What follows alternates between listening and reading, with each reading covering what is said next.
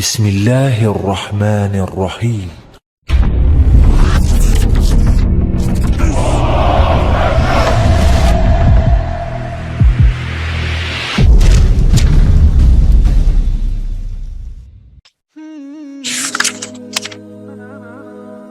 Akhir di perang Hawazin, ya, dimana setelah Rasulullah SAW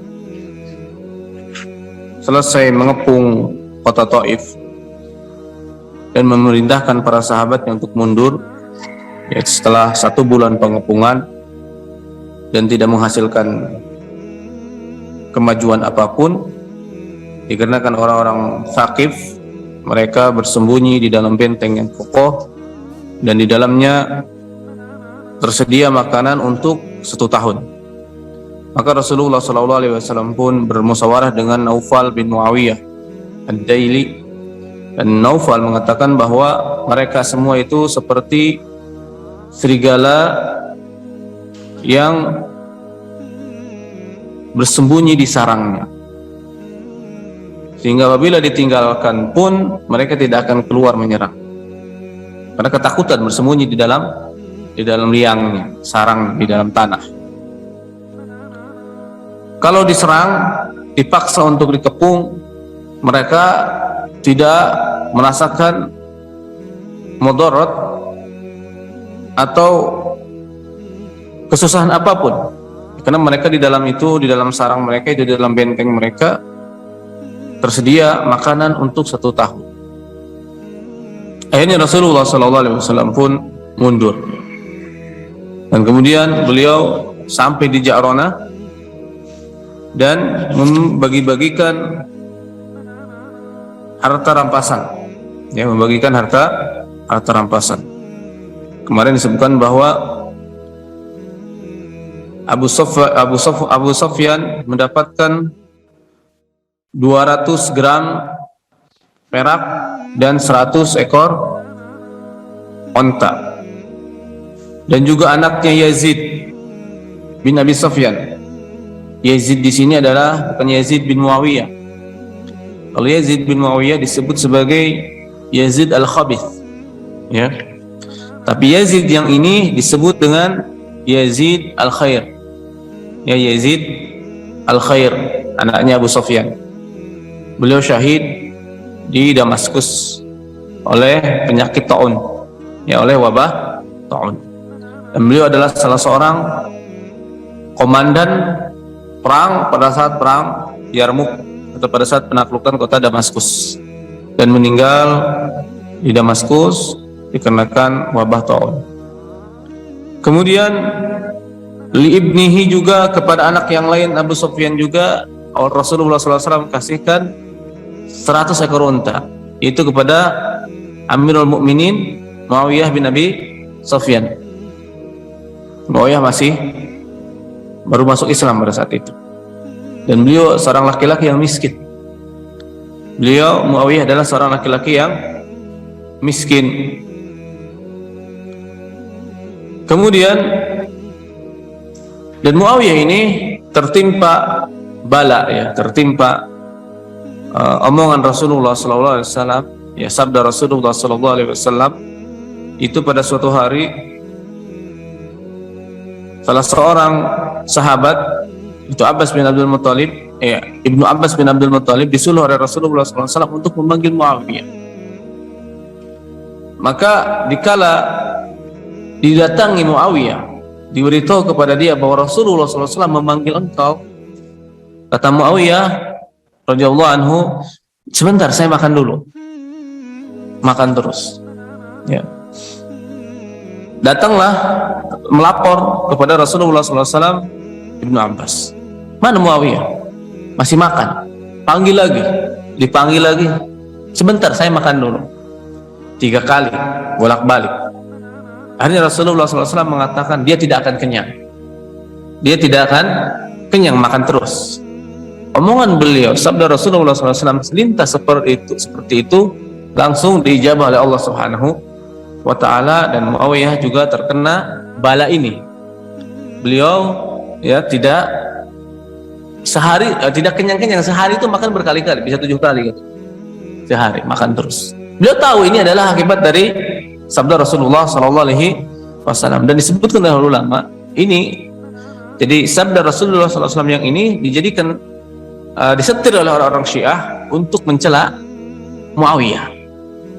Ya, untuk mencela Muawiyah, dikatakan Muawiyah adalah terlaknat dan sebagainya. Padahal itu Rasulullah SAW bukan melaknat.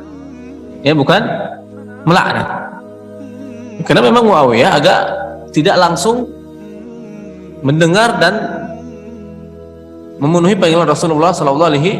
Salah dia dalam hal ini. Ya, salah dia dalam hal ini. Tapi omongan ini bukan laknat untuk dia. Dan tentunya bahwa Muawiyah juga memiliki manaqib, yaitu kemuliaan-kemuliaan yang disebutkan oleh Rasulullah SAW. Ya. Itulah bala. Intinya kita dikala datang kepada kita sunnah Rasulullah SAW, maka kita jangan menanti-nanti, langsung harus dilaksanakan. Itulah perintah Rasulullah SAW. Hadirin, jangan kita menyari-nyari takwilnya, jangan. Kita langsung laksanakan. Taib. Dan Muawiyah ini yang menjadi khalifah, ya, setelah Hasan bin Ali menyerahkan kekhalifahan kepada beliau untuk menghindari pertumpahan darah antara keduanya. Itu antara kaum muslimin. Kemudian Rasulullah SAW memberikan hadiah juga unta, 100 ekor unta kepada Safwan bin Umayyah Safwan bin Umayyah Al-Qurashi. Di mana Safwan pada saat itu masih musyrik. Pada saat ini masih musyrik. Hatinya masih mangkal sama Rasulullah SAW. Karena dia minta ditangguhkan 3 bulan. Ya, untuk berpikir kenapa saya harus masuk Islam. Seperti itu. Karena masih mangkal hatinya, bapaknya telah tewas pada saat perang Badar.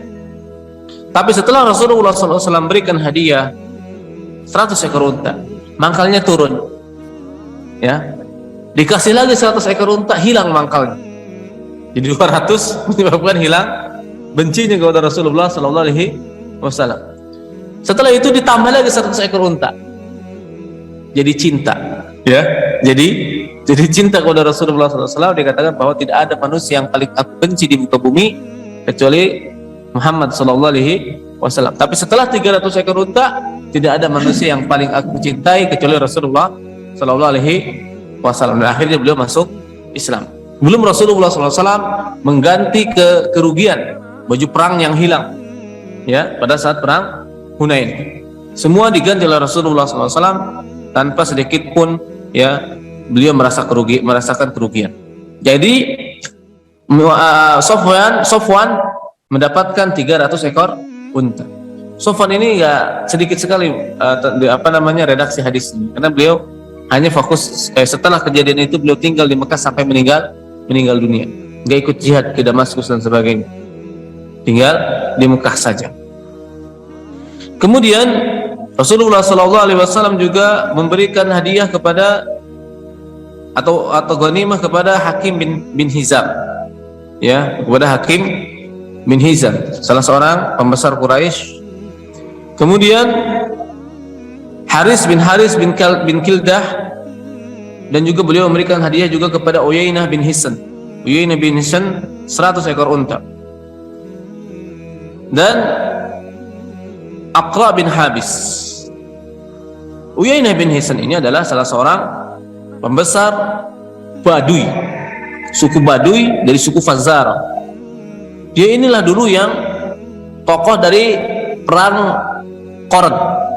Kemudian kita telah membahas Ghazwatul Qarad, ya, perang hutan atau Ghazwatul Ghabah, perang hutan yang merampok unta Rasulullah SAW. Tokohnya adalah Salamah bin Aqwa, ya, Salamah bin Aqwa, di mana anaknya Abdurrahman bin Uyainah tewas dibunuh oleh Abu Qatadah. Ya, tewas dibunuh oleh Abu Qatadah. Uyainah akhirnya masuk Islam sebelum penaklukan Mekah dan mendapat ghanimah, ya, sebagai mu'allaf, jadi taklif, ya, untuk melembutkan hatinya, 100 ekor unta, bahkan lebih. Dan dia orangnya ghalid, kasar, nggak ada sopan santunnya bersama Rasulullah SAW itu. Dan qadarullah Uyainah ini murtad pada saat Rasulullah SAW meninggal dunia dan bergabung dengan siapa? Dengan Tulaihah al-Asadi. Jadi bergabung dengan pasukan Tulaihah al-Asadi pada saat perang Buzakhah. Pada perang Buzakhah ini ya di bawah kaum muslimin di bawah pimpinan Khalid bin Walid. Kaum muslimin di bawah pimpinan Khalid bin Walid, dan Uyainah beserta pasukannya serta Tulaihah al-Asadi pun tewas. Ya, di tangan Khalid bin Walid. Kalah di tangan Khalid bin Walid. Ya, kalah di tangan Khalid bin Walid. Sehingga di akhir peperangan sangat lucu sekali. Ya, pada saat Tulaihah al-Asadi mengaku nabi, ya dia lagi semedi, ya menunggu wahyu dari Jibril katanya. Maka kata Uyainah, bagaimana? Sudah muncul belum wahyu dari Jibril? Belum, nanti saya tunggu dulu. Tunggu, kamu perang aja sana. Akhirnya Uyainah bermisi perang, tapi sudah merasa terdesak ya oleh pasukan Khalid bin Walid, maka dia balik lagi kepada Tulaihah al-Asadi. Bagaimana? Sudah datang belum wahyu dari Jibril? Belum. Enggak datang wahyunya ya. Terus udahlah, kalian berperang saja untuk mempertahankan kehormatan kalian dan harta kalian. Sudah tidak ada agama lagi. Ya, enggak ada agama itu, enggak ada agama baru kata Tulaihah. Semuanya bohong, ya. Semuanya bohong. Akhirnya Uyainah pun mengundurkan diri, ya, mundur dengan pasukannya menuju Ghatafan, ya, menuju Bani Fazarah. Habis itu tertawan.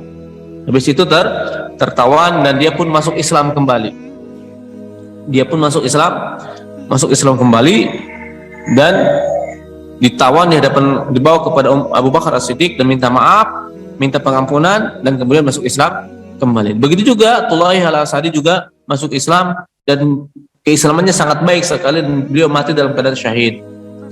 Tulaihah adalah salah seorang pahlawan pada saat perang Qadisiyah dan juga pada saat perang Nahawan, ya, dan beliau meninggal pada saat penaklukan Azerbaijan. Taib hadirin rahman rahimakumullah. Dan Al-Aqra bin Habis, Al-Aqra bin Habis juga adalah seorang tokoh Baduy, suku Baduy, ya, dari Bani Sulaim. Dan dia sangat keras sekali, kasar. Bahkan ke anak-anaknya pun dikatakan bahwa beliau punya anak 10 orang laki-laki dan belum pernah mencium anak-anaknya. Ya, kalau kita punya anak kecil kan seneng toh, dipeluk, dicium. Dia gak pernah meluk, gak pernah nyium, gak pernah. Sehingga dikala dia melihat Rasulullah SAW mencandai Hasan dan Husain, ya, maka Al-Aqra bin Habis pun berkata, aku punya anak 10 orang, belum pernah menciumnya. Sehingga keluarlah sabda Rasulullah SAW, man lam yarham la yurham. Siapa yang tidak memberikan kasih sayang, maka dia tidak akan diberikan kasih sayang oleh Allah Subhanahu wa taala. Ini asbab wurudnya adalah, atau tokoh hadis itu adalah Aqra bin Habis. Kalau Aqra bin Habis banyak meriwayatkan hadis, dan juga Uyainah bin Hisn, ya. Dan juga hadis yang lain yang hampir saja mencelakakan kita semua, ya, akibat qadarullah, apa yang dilakukan oleh Aqra bin Habis di saat Rasulullah SAW bersabda, innallaha kataba alaikumul hajj, sungguh Allah Subhanahu wa taala telah mewajibkan atas kalian al-hajjah, haji, ya. Dia malah bertanya kepada Rasulullah SAW, afi kulli amin ya Rasulullah, apakah setiap tahun kita harus haji? Bahaya gak itu omongan itu? Sangat bahaya, ya. Coba kalau kata Rasulullah SAW, na'am, wassalam, gitu. Tiap tahun harus hajian. Jadi Rasulullah SAW baru bersabda, mau menceritakan tentang haji. Innallaha kataba alaikumul hajja, ya. Sesungguhnya Allah Subhanahu wa taala telah mewajibkan atas kalian haji. Maka Aqra bin Habis mengatakan, afi kulli amin ya Rasulullah, Apakah setiap tahun? Rasulullah SAW rahmat kepada umatnya, sayang kepada kepada umatnya. Akhirnya beliau diam, tidak menjawab pertanyaan si Aqra bin Habis radhiyallahu anhu. Maka kemudian setelah itu beliau bersabda, andai aku menjawab pertanyaanmu dengan kata iya, maka niscaya haji itu wajib setiap tahun. Masya Allah, alhamdulillah. Seumur hidup aja kita nggak susah hajian ya, apalagi setiap tahun ya. Taib.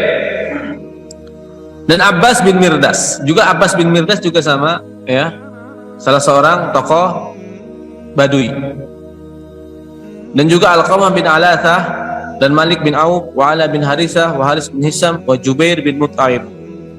Jubair bin Mut'aim juga diberikan ghanimah yang banyak dari perang Hunain.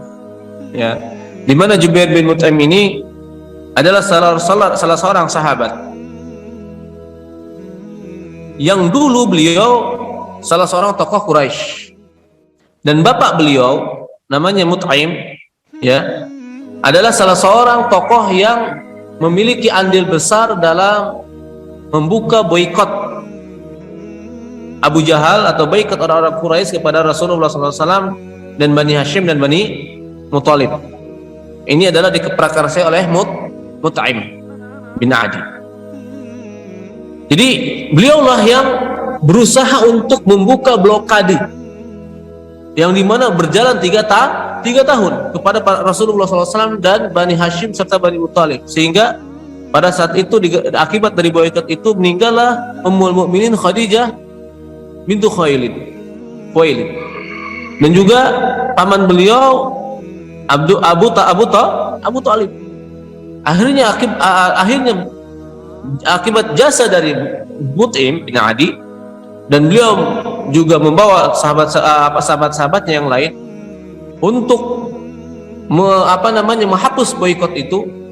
Rasulullah SAW dan para sahabat yang lain dan Bani Hashim dan Bani Muthalib pun keluar dari celah Bani Hashim, sehingga Rasulullah SAW sangat berterima kasih sekali kepada Mut'aim.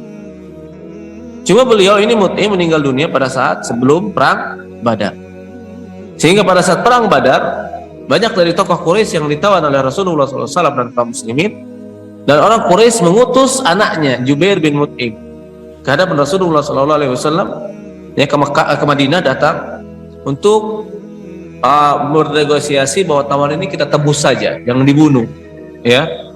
Rasulullah SAW menerimanya ya dengan senang hati, dan bahkan beliau menegaskan bahwa andai bapakmu yang datang kepada aku, Mut'aim, datang ke Madinah dan berkata kepada aku, Muhammad bebaskan semua tawanan, maka akan Rasulullah SAW bebaskan semua ya. Saking Rasulullah SAW adalah manusia yang suka berterima kasih atas jasa dan kebaikan orang lain, walaupun orang itu adalah kafir, musyrik ya. Dan Rasulullah ada sebuah cerita tentang Jubair bin Mut'aim, adalah dikala beliau sampai ke Madinah dan pada saat itu sholat subuh ya, Rasulullah SAW lagi melaksanakan sholat subuh, dan Rasulullah SAW membaca Quran surat Tur, dan sampailah pada ayat am khuliqu min ghairi syai'in am humul khaliqun. Apakah mereka diciptakan dari ketiadaan atau mereka menciptakan diri sendiri? Ya, dengerin. Am khuliqu min ghairi syai'in am humul khaliqun. Apakah mereka diciptakan dari ketiadaan menjadi ada? Ada yang menciptakan nih. Dari tiada menjadi ada. Kita nih, apakah kita diciptakan, manusia dan seluruhnya diciptakan dari tiada menjadi ada, atau kita ada dengan menciptakan diri sendiri?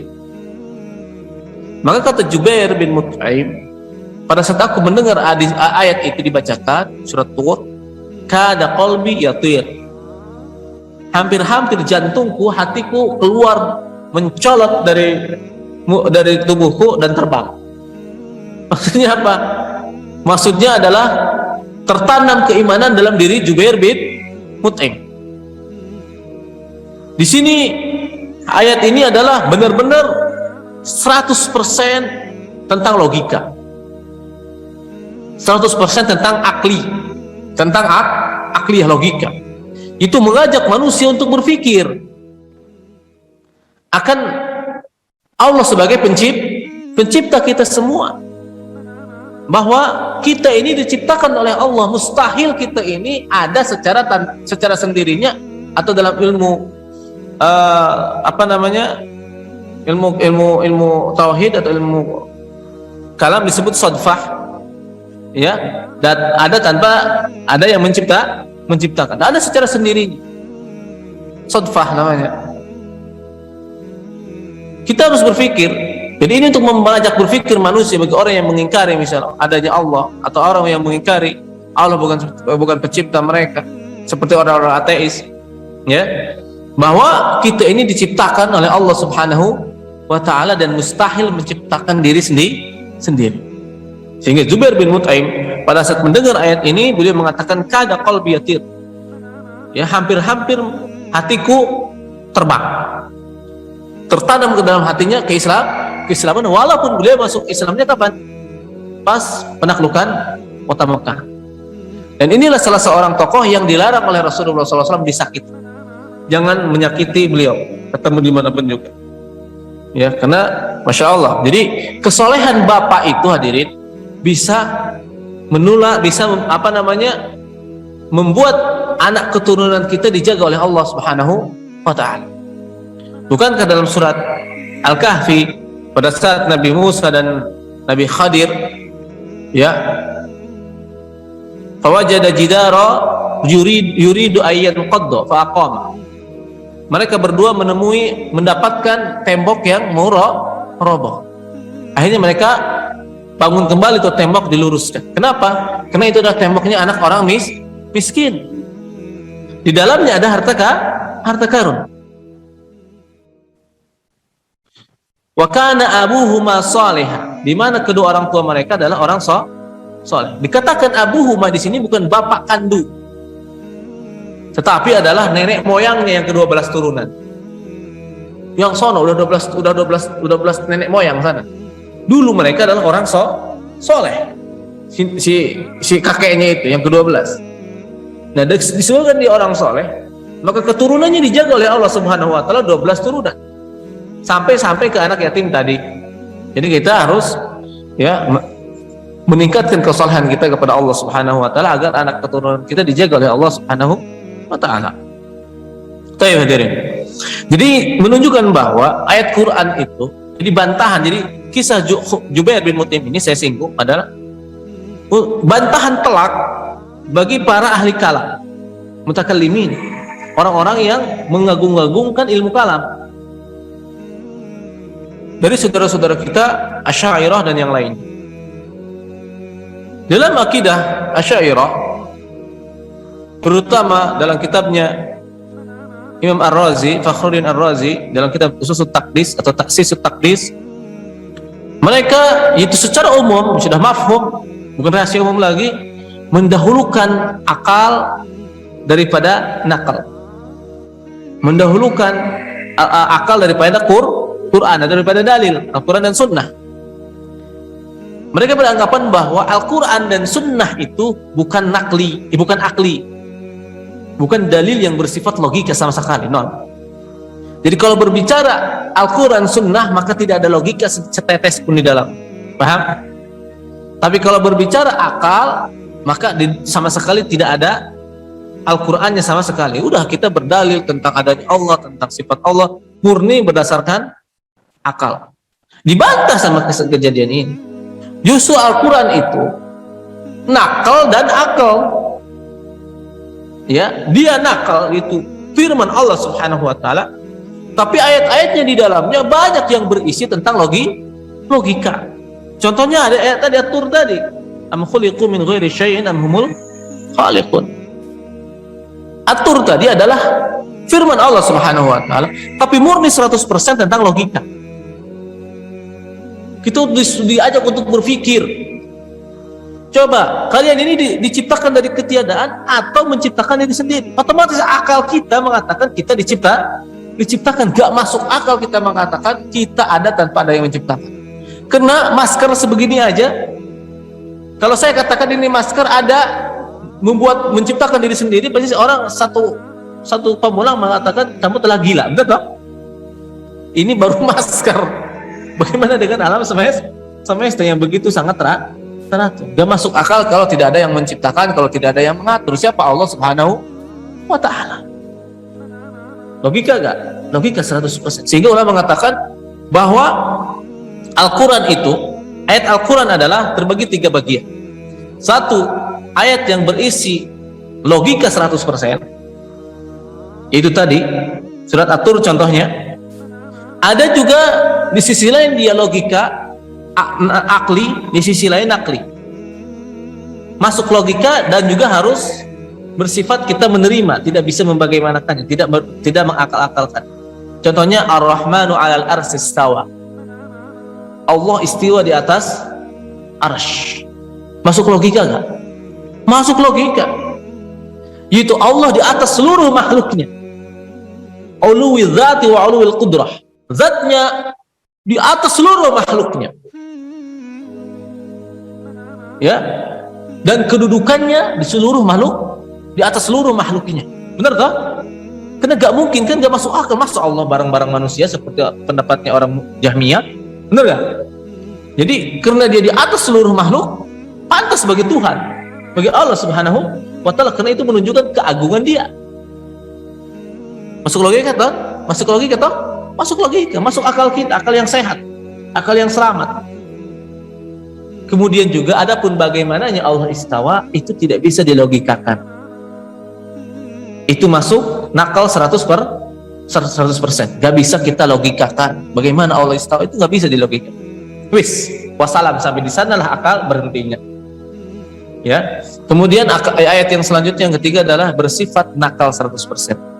Itu ayat-ayat yang bersifat, yang berkaitan tentang ayat-ayat sifat. Ya tidak bisa kita logikakan, nggak bisa. Kita harus menerimanya dengan penuh keimanan. Kemudian ayat-ayat yang bersifat tentang akhirat, mana bisa dilogikakan? Mau bisa melogikakan tentang ayat-ayat tentang surga, tentang neraka, tentang azab kubur, tentang hari kiamat? Nggak bisa. Itu kita harus terima dengan keimanan 100%. Itulah ulama dalam membantah pendapat ahli kalam. Ya, jadi kita tahu ya, tidak ada istilahnya dalam Islam itu pembagian akal artian adalah logika aja sendiri. Kalau nakal berarti ayat Quran. Kita katakan ayat Quran itu mengandung akal dan nakal. Wis, ya seperti itu. Baik, hadirin. Dan Suhail bin Amr juga Rasulullah SAW ya dikasih 100 ekor unta, ya 100 semuanya. Ada yang 50, ada yang 40. Sehingga pada kejadian ini hadirin, jadi datanglah salah seorang manusia nggak beradab, tarangnya nong-nong, ya, hidungnya panjang, bengkok gitu, ya. Matanya cekung besar, jidatnya hitam, jenggotnya panjang. Dialah siapa? Dzul Quwaisyrah. Itu nenek moyangnya Khawarij. Melihat apa yang dilakukan oleh Rasulullah SAW, orang-orang Ansor, ya, orang-orang yang pertama kali masuk, orang-orang yang muhajirin, yang awalin, yang pertama kali masuk Islam, orang-orang Ansor dan sahabat yang lain, nggak dikasih ghanimah oleh Rasulullah SAW, atau dikasih tapi sedikit. Tidak seperti Abu Sufyan, tidak seperti Yazid, tidak seperti Uyainah bin Mihsan, tidak seperti Aqra bin Habis dan yang lain-lainnya. Maka dia berani berkata kepada Rasulullah SAW, "I'dil ya Muhammad." Kamu bersikap adil lah wahai Muhammad. Maka Rasulullah SAW marah. Ini Khawarij ini hadirin. Jadi jangan kita ini Khawarij itu jangankan kepada pemimpin. Ya pemimpin kita banyak kesalahan, ya. Wajar. Ibaratnya kalau dibandingkan ya, disalah-salahin, mau dibunuh, mau memberontak dan sebagainya. Rasulullah SAW saja dikritik sama mereka.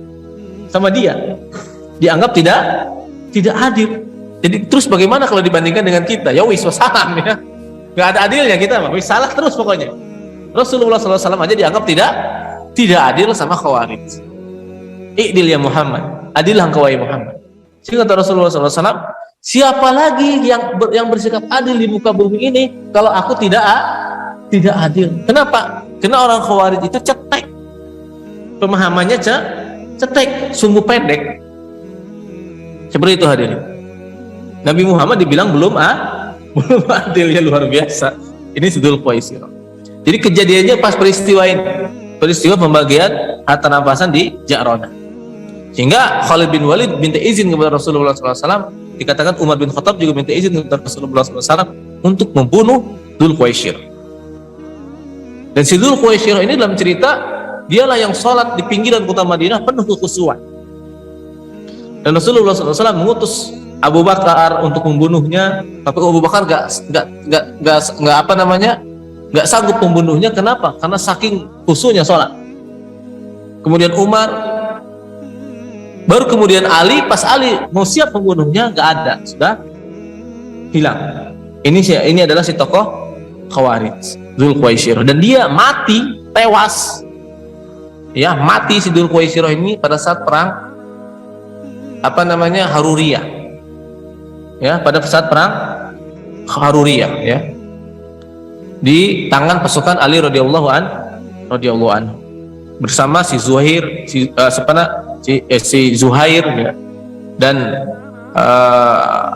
siapa itu, Harkus, ya, tokoh-tokohnya ada Zuhair, Harkus, dan Dzul Khuwaisirah, tewas semua pada saat perang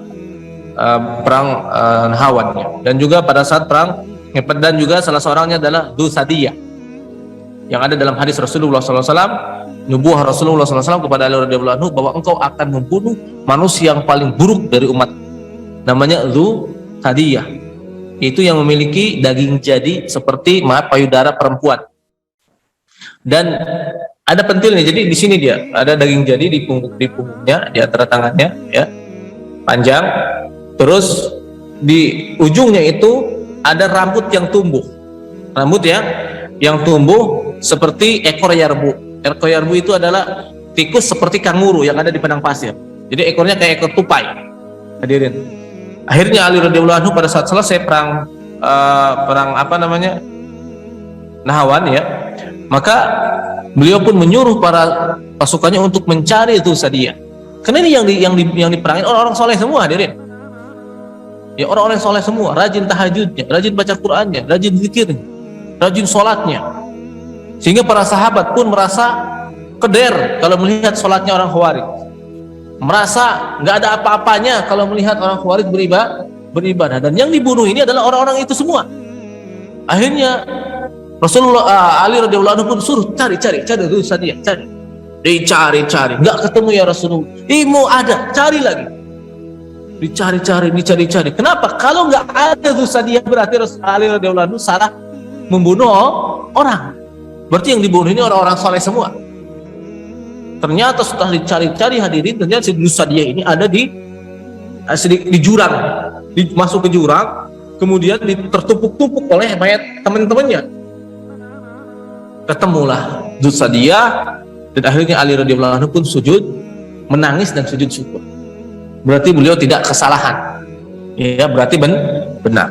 Dan inilah kejadiannya pada saat pembagian Ja'ronah, ya, harta rampasan di Ja'ronah. Dan seperti itu. Dan pada saat itu juga Rasulullah SAW didatangi oleh saudari sepusuan, anaknya Halimah As-Sa'diyah. Ya, anaknya Halimah As-Sa'diyah, dan beliau pun akhirnya menjamu saudarinya itu dan bahkan mencopot jubahnya dijadikan tikar saudarinya. Halimah As-Sa'diyahnya sudah meninggal. Bapak angkatnya juga sudah meninggal dalam keadaan musyrik, ya. Kemudian Syaqqul Ansar wa khutbati Rasulullah sallallahu alaihi wasallam. Kemudian orang-orang Ansar pun mengeluh, ya. Kepada Rasulullah mengeluh, ya. Karena mungkin mereka, ya, manusiawi, ya. Intinya diceritakan di sini Syaqqul Ansar, orang Ansar pun mengeluh, ya. Dan Rasulullah sallallahu alaihi wasallam pun khutbah di hadapan mereka. Satu hal yang pertama yang ditakutkan oleh orang Ansar adalah bahwa Rasulullah SAW akan tinggal di Mekah dan tidak kembali ke Madinah.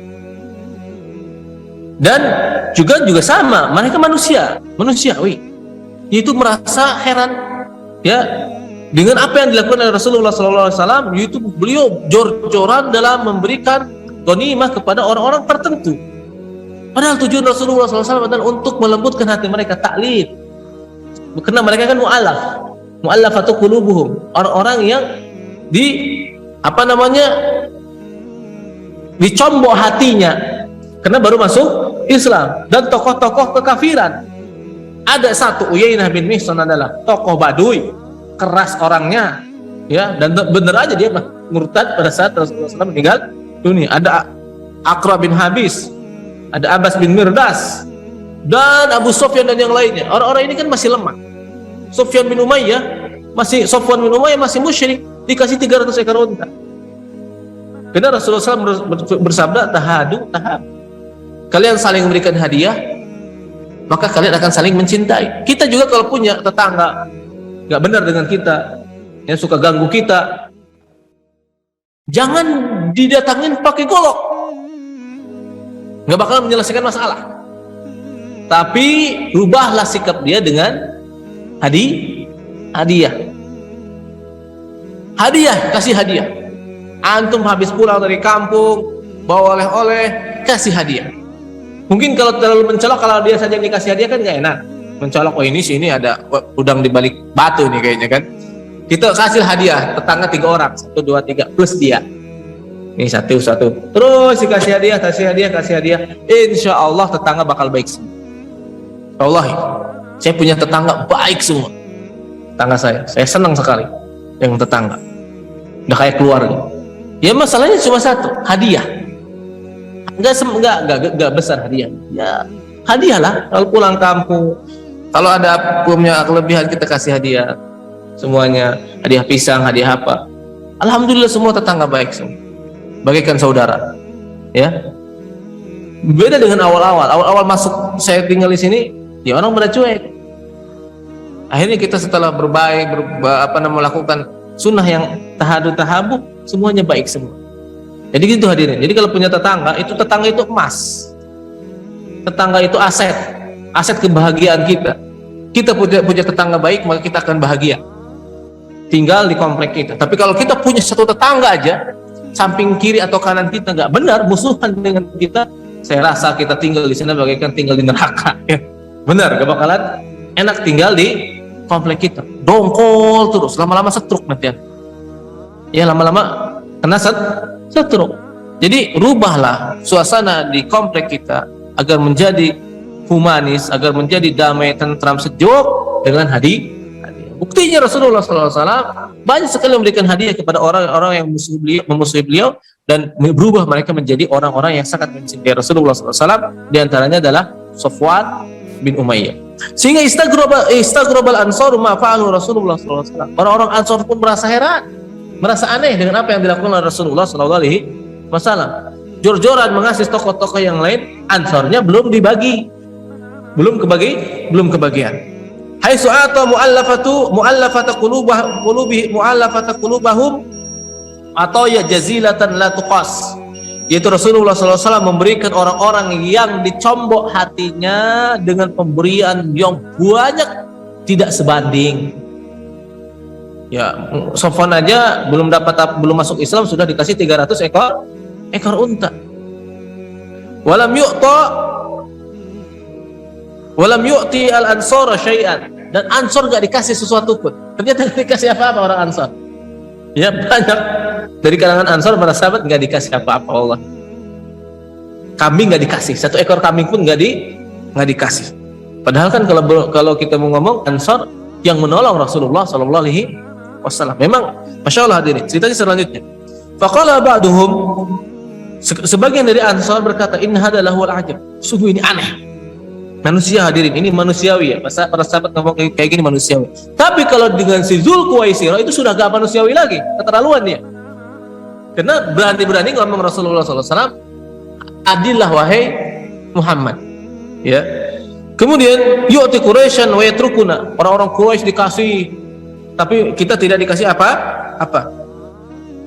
Wa suyufuna taqturu min dima'ihim, padahal pedang-pedang kita meneteskan darah-darah orang-orang Quraisy. Maksudnya orang-orang Quraisy baru diperangi oleh orang-orang Ansar. Tapi orang Ansar enggak dapatkan apa-apa. Akhirnya Sa'ad bin Ubadah, Ansar kan punya dua pemimpin, Sa'ad bin Mu'adz dan Sa'ad bin Ubadah. Sa'ad bin Mu'adz meninggal dunia pada saat setelah perang Khandaq. Ya. Adapun Sa'ad bin Ubadah hidup sampai zaman Khalifah Abu Bakar As-Siddiq, ya. Kemudian hadirin, Sa'ad bin Ubadah pun menyampaikan kepada Rasulullah SAW apa yang menjadi unek-unek kalangan Ansar radhiyallahu anhu. Dan kemudian Rasulullah SAW pun mengumpulkan mereka. Kemudian beliau pun berkhutbah. Khutbah beliau adalah kemudian beliau pun bersabda setelah beliau memuji Allah Subhanahu wa taala, ya, dan menyebutkan tentang keutamaan Allah Subhanahu wa taala atas orang-orang Ansar. Fadl Allah Subhanahu wa taala yang telah diberikan oleh Allah Subhanahu wa taala kepada orang-orang Ansar, keimanan, hidayah, persatuan dan sebagainya. Kemudian beliau pun bersabda, "Awjadtum ya ma'syaral ansari fi anfusikum min du'aati fid dunya, minad dunya." Apa kalian mendapati wahai Ansar, wahai kaum Ansar, ya, sesuatu dalam hatimu tentang secuil seonggok dunia yang hina? Maksudnya apakah kalian wahai kaum Ansar menginginkan secuil dunia yang hina?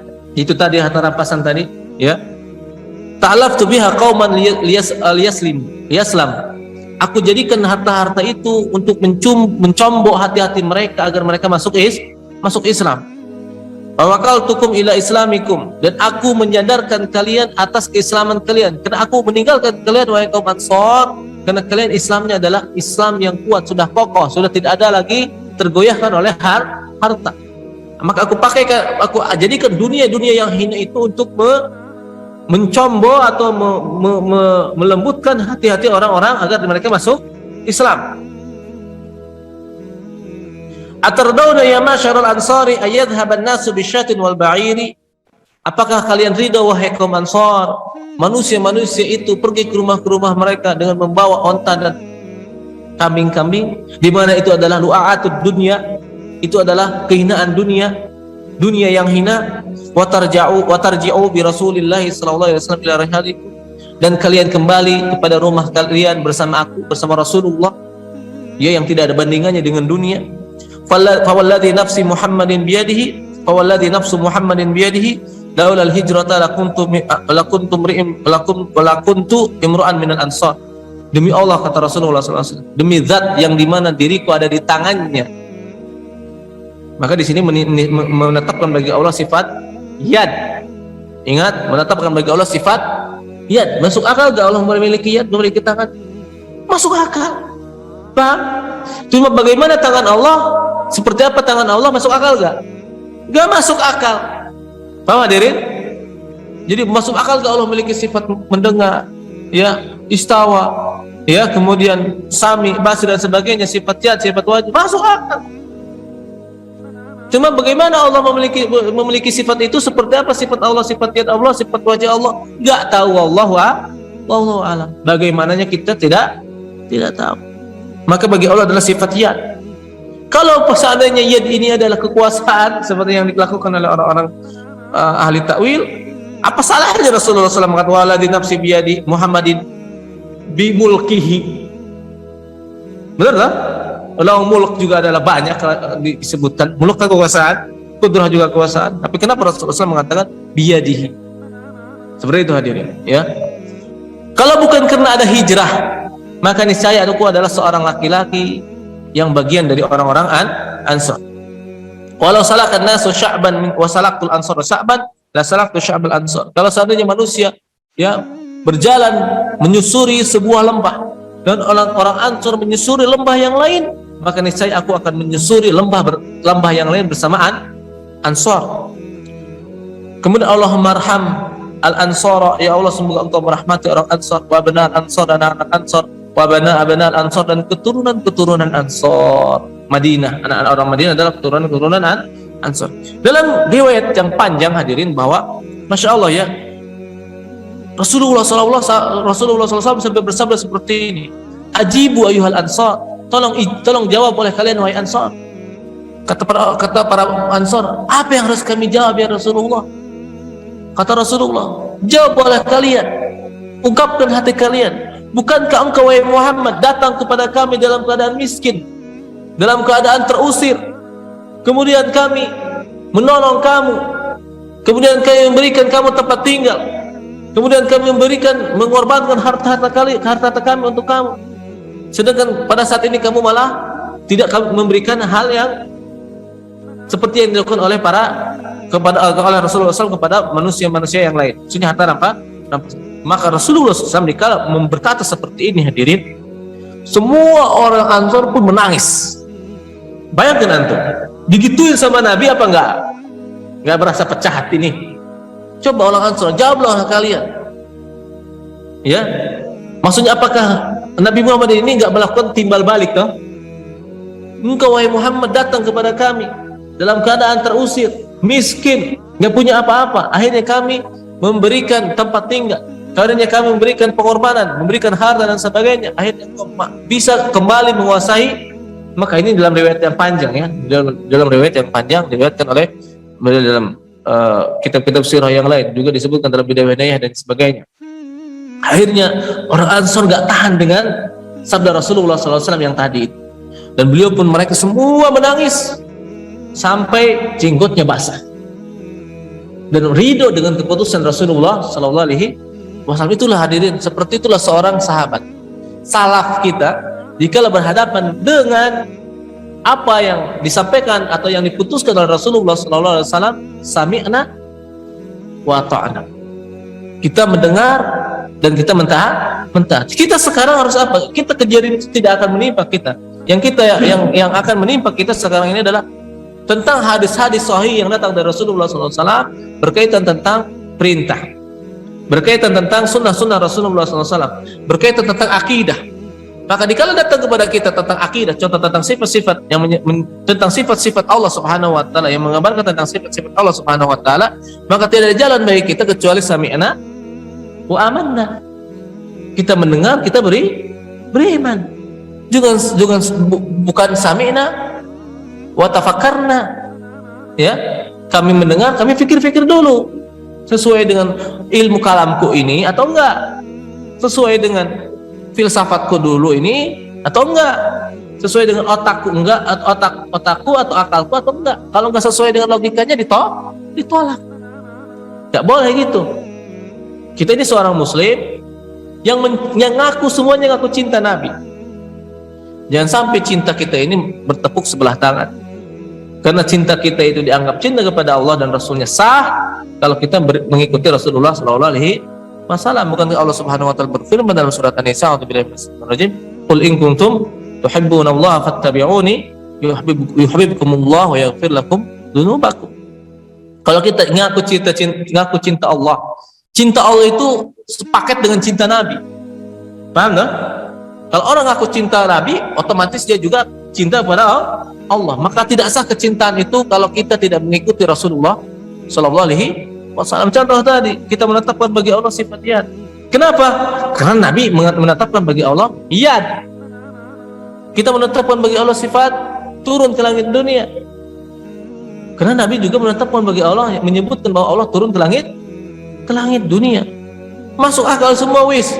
Tetapi kaifiyahnya nggak masuk akal. Wis, akal nggak bakalan bisa sampai ke sana.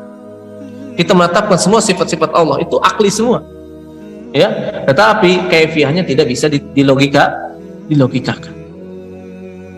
Jadi kita kalau mau melogikakan semua sifat Allah, hadirin, nanti ujung-ujungnya kita mengingkari semua sifat Allah Subhanahu Wa Taala. Kita adalah harus amanna, sami'na wa aman, mendengar dan beriman kepada Allah Subhanahu Wa Taala. Itulah ahli sunnah wal jamaah atas pemahaman salaful ummah, para sahabat, para tabi'in dan para tabi'in.